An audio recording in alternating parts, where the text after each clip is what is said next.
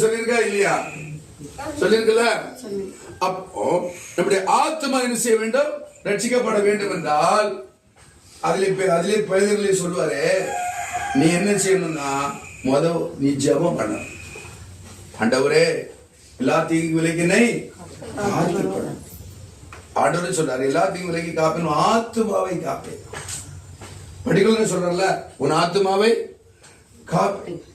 எல்லா காவலோட இதயத்தை காத்துக்கொள், அதனோட ஜீவ ஊற்று புறப்படுங்கிறாரு. அப்போ அப்படி ஆத்மா ரட்சிப்பு மிக முக்கியம். அதனால சபையில ஆவியானவர் ஊழியரை கொண்டு என்ன போதிக்கிறாரோ பிரசங்கிக்கிறாரோ அதுக்கு அப்படி கீழ்ப்படியணும். கோவிச்சுட்டு போக கூடாது. பின்வாங்கி போன பாஸ்டருக்கு நஷ்டம் கிடையாது, உங்க ஆத்மாவுக்கு நஷ்டம். நீங்க தான் பரலோகத்துக்கு போக நரகத்துக்கு போவீங்க.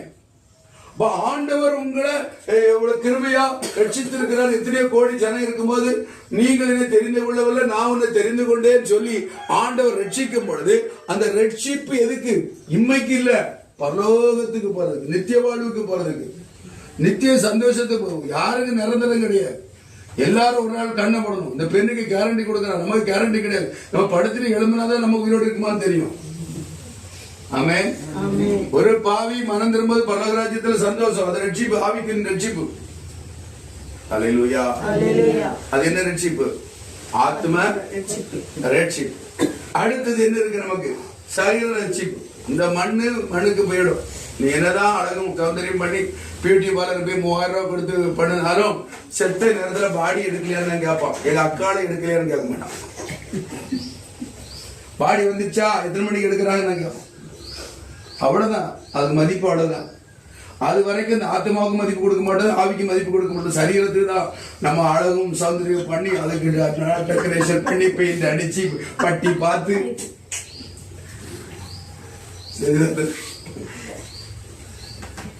முக்கியத்துவம். அது வயிற்று போவெளியில் போயிடுச்சுன்னா அவ்வளவுதான், போச்சு. பேரு போயிடும், பேரு கூட இருக்காது. பேரை சொல்லியாது யாராவது எப்ப எடுக்க போறாங்க சொல்லுவாங்களா? பாடி படுப்பாங்க. அப்போ இந்த சரீரம் பரலோகத்துக்கு வராது. சரீர ரட்சிப்பு, நீ ஆவியின் ரட்சிப்பு, ஆத்மா ரட்சிப்பு அடைஞ்சிட்டா ஆண்டவர் சொல்றாரு, இம்மைக்குரிய சரீரம் வேறு, மறுமைக்குரிய சரீரம் வேறு. 1 கொரிந்தியர் 15 அதிகாரத்தில் இருக்கா இல்லையா?